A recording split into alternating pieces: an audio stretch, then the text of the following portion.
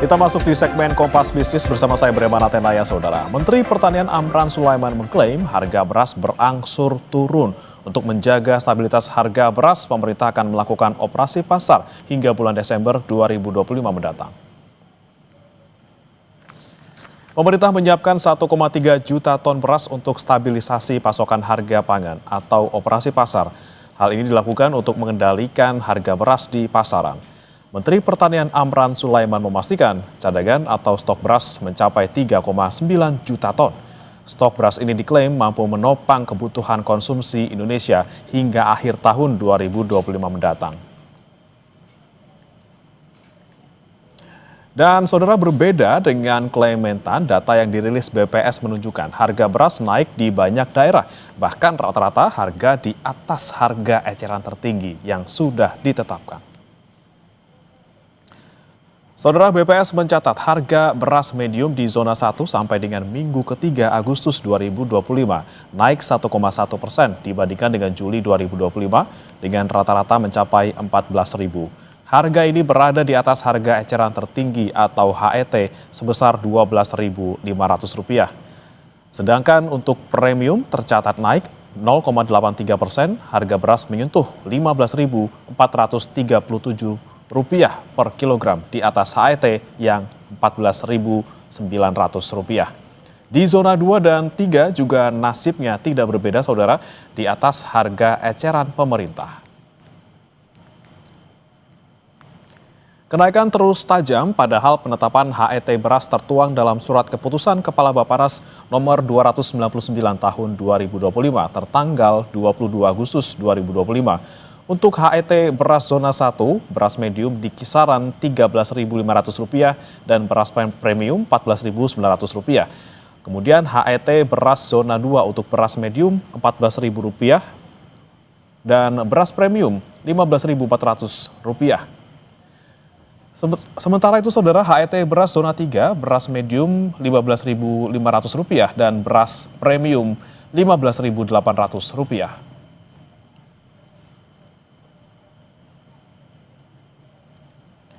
Berkebalikan dengan Mentan yang mengklaim beras baik-baik saja, Badan Pusat Statistik atau BPS melaporkan kenaikan harga beras di 200 kabupaten kota per 22 Agustus 2025.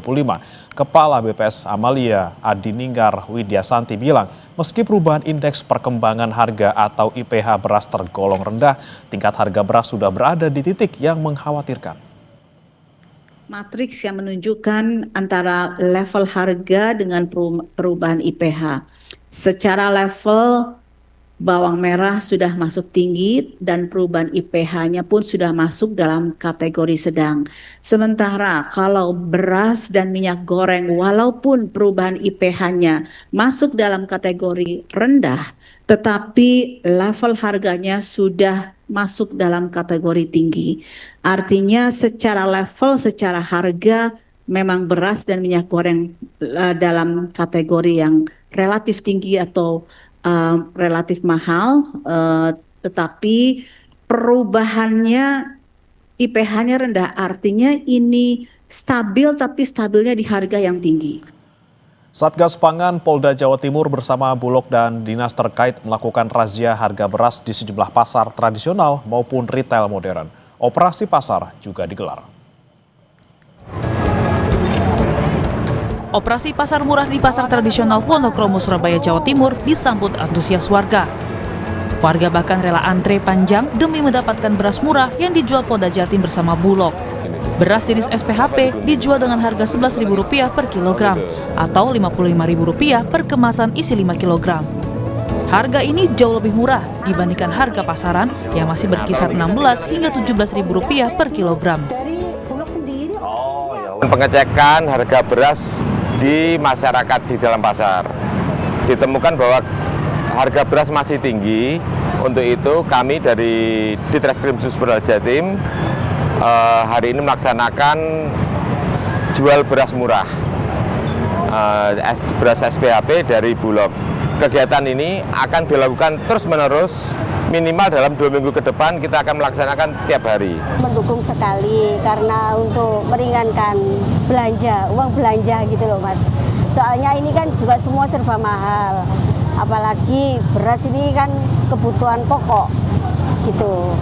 Nah, adanya program seperti ini saya mendukung sekali. Terasa banget, selisihnya banyak sekali. Kegiatan gerakan pangan murah ini diharapkan mampu menekan kenaikan harga beras di pasaran, sekaligus menjamin ketersediaan dan keterjangkauan pangan bagi masyarakat Jawa Timur. Misbahul Munir, Kompas TV, Surabaya, Jawa Timur. Tak hanya mau harga beras tersedia, tapi juga rakyat ingin harga beras turun sekarang. Kompas Bisnis akan tanyakan kepada Abra Talatov, Kepala Center of Food, Energy and Sustainable Development Indef. Selamat pagi Pak Abra. Selamat pagi, Mas. Ya, Pak Abra, ini kan harga beras lagi tinggi. Kita lihat dari hulu terlebih dahulu. Ini apa masalahnya? Benarkah karena pada Januari 2025 kemarin pemerintah menghapus rafaksi atau syarat harga untuk sebuah kualitas? Ini akibatnya kemudian Bulog membeli harga dengan inequality gitu, gabah kualitas apapun dibeli.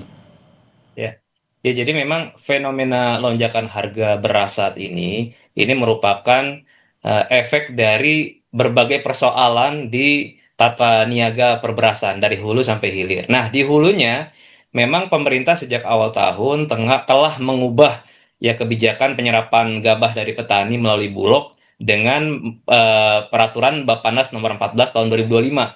Yang sebelumnya gabah dari petani itu dibeli dengan standar kualitas tertentu, tetapi sekarang karena pertimbangan untuk melindungi petani, ya pemerintah memutuskan untuk seluruh gabah petani tanpa kriteria itu bisa diserap dengan harga 6.500 per kilo. Nah, ini satu sisi memang menguntungkan bagi petani, ya karena ada kepastian produk mereka dibeli oleh pemerintah dan juga cara pemerintah untuk melakukan bargaining terhadap swasta yang selama ini dianggap terlalu mengeksploitasi petani, sehingga negara hadir untuk memberikan alternatif untuk menyerap gabah dari petani 6.500. Nah, tetapi di sisi lain ini juga menimbulkan ekses. Kenapa? Karena dengan adanya harga GKG 6.500 ini juga pastinya kan akan mendorong pengusaha-pengusaha penggilingan gabah ini padi untuk juga mengikuti harga dari pemerintah, artinya akan mengerek naik. Sehingga dari sisi input ini akan terdampak dalam proses nanti penggilingan padi dan sampai distribusi sampai penjualan. Kemudian juga dari sisi positif lainnya bahwa penyerapan gabah oleh Bulog ini juga mencatatkan rekor sampai stok beras nasional itu 4 juta ton. Memang melimpah gitu. Dan dari sisi produksi nasional juga mengalami kenaikan 12% beras kita dibandingkan semester 1 tahun lalu. Tapi yang menjadi anomali adalah di tengah surplus dan produksi beras yang melimpah, tetapi kenapa justru harga beras di konsumen ini trennya melonjak terus. Bahkan kami terus memonitor dari awal tahun. Harga beras kita dibandingkan rata-rata harga beras global itu jauh lebih tinggi. Ini kan suatu kejanggalan gitu, ada keanehan. Berarti kan persoalan itu dari sisi mana saja, apakah dari hulu saja atau juga dari sisi tengah dan dari sisi hilir. Oke, kalau dari sisi tengahnya nih, Pak Abra, atau dari sisi pengolahan, apa yang sebenarnya membuat harga beras kemudian tinggi di tengah-tengah ini, dan pertanyaan utamanya adalah siapa kemudian di balik industri pengolahan beras ini? Nah, ini saya melihat memang pemerintah sepertinya memang punya intensi untuk melakukan reform di dalam tata niaga beras yang kita tahu bahwa margin keuntungan yang dinikmati oleh middleman atau pemain-pemain di tengah ini selama ini memang sangat signifikan ya, sangat tinggi. Bayangkan saja misalkan harga gabah di petani dibeli dengan harga 5.000 sampai 6.000 per kilo, sampai konsumen harganya 12.000. Artinya kan ada keuntungan 2 kali lipat, marginnya bisa sampai 100%. Nah, yang menikmati ini kan tentu pemain-pemain di tengah, dan ini juga pastinya ada pemain besar, pemain tengah, pemain UMKM, penggilingan dan distribusi, dan itu memang harus bisa dipetakan oleh pemerintah. Nah, maka memang pastinya ketika ada kebijakan cukup drastis ini di sisi hulu, kemudian di sisi hilirnya juga pemerintah melakukan intervensi, itu pasti biasanya akan ada respon, akan ada reaksi juga dari para pemain-pemain yang selama ini berada di zona nyaman.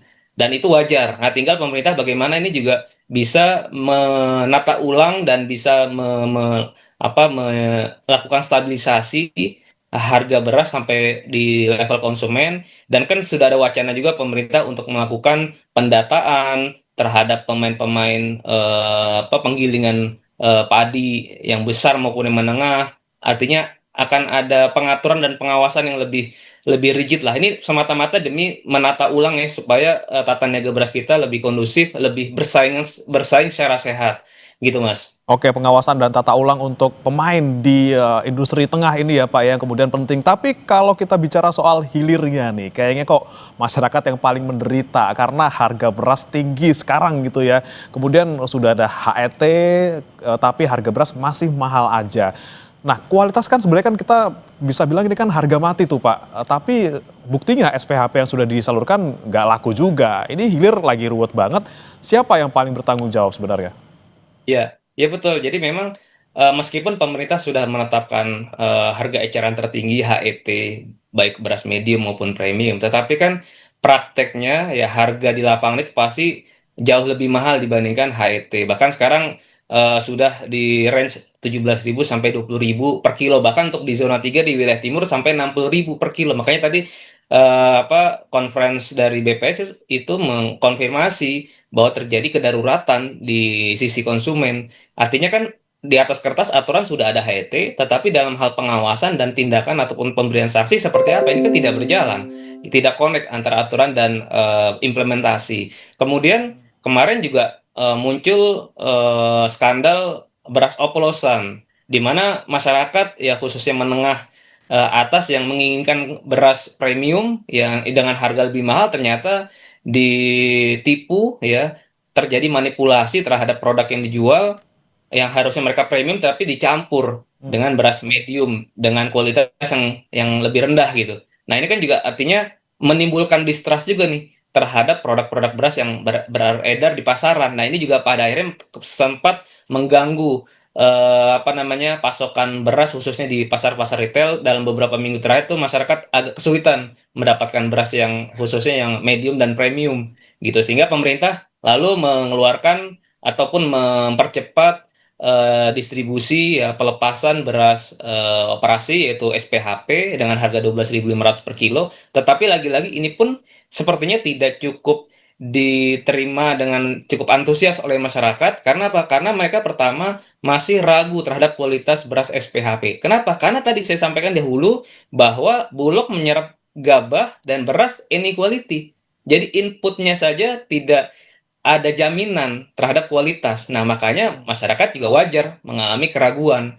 Nah, oleh karena itu memang ini harus ada dua sisi, bukan hanya kecepatan dan pemerataan distribusi, tetapi juga harus ada komunikasi yang lebih meyakinkan kepada publik bahwa beras yang dijual oleh pemerintah melalui Bulog adalah beras yang memang mutunya terjamin, memang baik.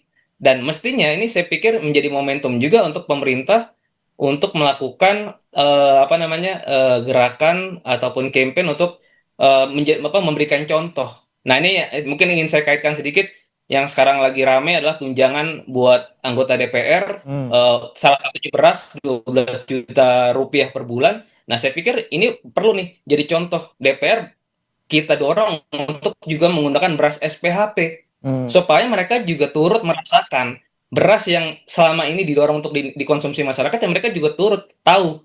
Sehingga juga mereka akan tergerak untuk terus melakukan pengawasan terhadap kualitas beras SPHP. Saya pikir ini menjadi salah satu langkah terobosan untuk meyakinkan masyarakat bahwa DPR juga mau merasakan apa yang dialami oleh masyarakat. Oke, pertanyaannya kalau misalnya mereka tidak mau pakai beras SPHP, kenapa nih beras SPHP-nya gitu ya Pak ya? Tapi kemudian ini kan SPHP kita lihat belum bisa mampu menurunkan harga beras. Kemudian apa sih cara paten yang lain yang bisa dilakukan pemerintah agar harga beras turun segera? Kami akan bahas saudara usai jeda, tetap di Kompas Bisnis.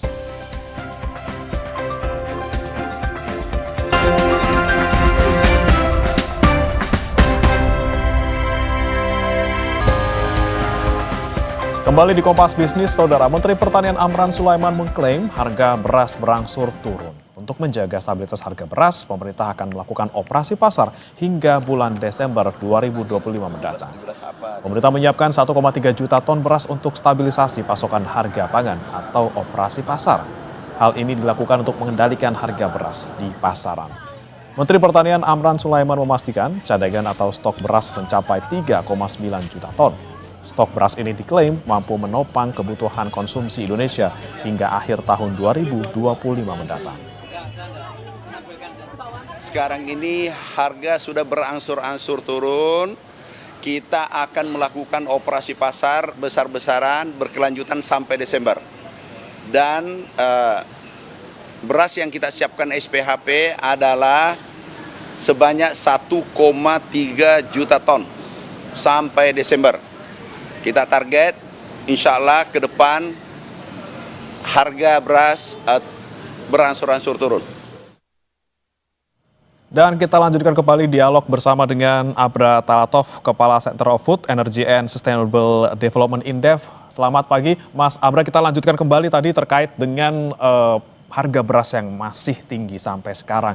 Ini kemudian apa sih ke depannya dampak sosial atau bahaya yang terjadi jika harga beras ini nggak turun-turun? Ini kan urusan perut kayaknya bisa jadi pemantik gelombang protes nih, Mas Abra. Kemudian apa yang harus diwaspadai pemerintah? Betul. Jadi yang pastinya dipahami oleh pemerintah bahwa urusan beras ini adalah urusan yang sangat sensitif dan strategis. Karena ini menyangkut daya beli masyarakat. Jadi komponen pembentuk garis kemiskinan di kita itu 21-25%, ya di pedesaan itu 25% adalah beras. Jadi seperempat pengeluaran masyarakat di pedesaan itu untuk beras. Jadi ketika terjadi fluktuasi ataupun kenaikan harga beras, ini tentu ini akan bisa berpotensi meningkatkan jumlah penduduk miskin kita di masa mendatang. Yang pertama. Yang kedua, kalau kita bicara juga ketimpangan, nah di wilayah timur yang saya sampaikan bahwa tadi harga beras sampai 50.000 sampai 60.000 per kilo. Nah, di wilayah timur juga tingkat kemiskinannya persentasenya masih tinggi dibandingkan di wilayah barat dan tengah. Dan harga gabah yang baik selain sebagai produsen, petani juga adalah konsumen. Jadi sesungguhnya ketika harga beras di hilir ini tidak bisa dilakukan stabilisasi, yang rugi juga petani, bukan hanya konsumen secara umum itu. Dan oleh karena itu memang pemerintah harus jernih dan juga bisa menyelesaikan benang kusut tata niaga beras ini dari hulu sampai hilir. Dan di hilirnya kalau menurut saya quick wins-nya adalah mempercepat distribusi beras SPHP ini secara merata dan sekaligus tadi bisa melakukan sosialisasi edukasi dan memberikan jaminan bahwa beras SPHP Bulog itu memang kualitasnya terjaga dan harus diberikan contoh. Dan kemudian juga harus melibatkan seluruh pemain-pemain yang sudah ada gitu di pedagang retail tradisional, bahkan e-commerce juga harus dimanfaatkan platform tersebut. Nah, kemudian yang kedua, bagi masyarakat yang tidak mampu juga pemerintah harus bisa memberikan subsidi non tunai, ya subsidi pangan juga harus lebih cepat. Dan karena kan kebutuhan buat masyarakat miskin untuk membeli beras juga semakin sulit ini, makanya mungkin dari sisi volumenya juga perlu dipertimbangkan untuk ditambah dan juga dipercepat. Oke, Nah, baik. Pak ini Abra, untuk tadi kita meningkatkan percaya saksikan publik. ya, Pak Abra, tadi kita saksikan bersama ada pernyataan Pak Mentan yang bahwa harga beras berangsur turun, kemudian operasi pasar tetap dilanjutkan. Tapi kalau Anda melihat pernyataan tadi Pak Mentan, seperti apa? Masuk akal nggak sih, Pak Abra?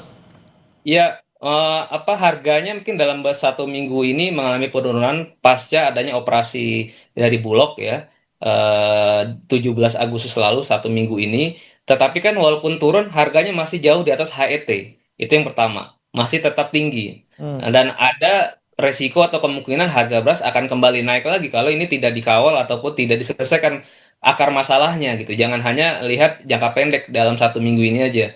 Jadi yang kemudian saya pikir juga penting adalah bagaimana pemerintah ya bisa melakukan koordinasi penguatan dengan para pemain-pemain di sektor beras ini, khususnya di sisi tengah penggilingan padi. Artinya khususnya penggilingan padi menengah kecil, ini juga pemerintah harus memberikan afirmasi, memberikan dukungan, membantu mereka agar kualitas beras yang dihasilkan di penggilingan padi menengah dan kecil ini juga terangkat, misalnya dengan melakukan pemberian mesin permajaan mesin penggilingan, pemberian insentif kur dan sebagainya, intinya untuk supaya mereka juga hasilnya semakin produktif. Kedua, juga melibatkan kelembagaan di wilayah perdesaan, misalnya BUMDes ataupun koperasi desa yang saat ini sedang didorong pemerintah, untuk mereka juga ditugaskan atau didorong untuk melakukan penyerapan gabah ke petani. Jadi tugas menyerap gabah bukan hanya dibebankan kepada Bulog, tetapi juga BUMDes dan koperasi desa, mereka juga bisa masuk dalam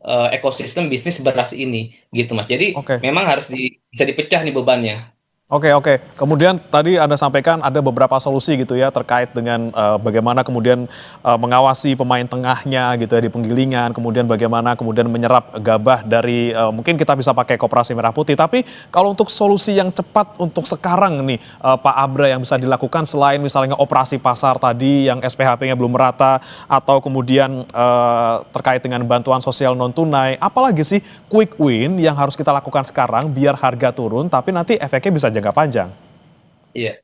Ya, saya pikir quick win-nya satu mungkin tadi berangkat dari sisi hulu karena adanya kebijakan penyerapan gabah tanpa rafaksi itu menimbulkan ekses ya terhadap ada kekhawatiran bagi konsumen bahwa beras Bulog ini kualitasnya tidak sesuai ekspektasi mereka. Maka saya memberikan masukan bahwa barangkali pemerintah perlu mempertimbangkan pemberlakuan rafaksi secara ringan ya, secara gradual. Artinya misalnya ketika saat panen raya atau di wilayah-wilayah yang mengalami surplus itu diterapkan kebijakan rafaksi terbatas. Jadi supaya juga memberikan insentif bagi petani yang memang produksi gabahnya berkualitas. Jadi ini kan dipukul rata. Petani yang kualitasnya baik sama yang tidak baik, harga yang diterima sama. Gitu. Ini juga akan dalam jangka panjang juga menjaga kualitas beras nasional kita juga menjadi insentif gitu. Kemudian juga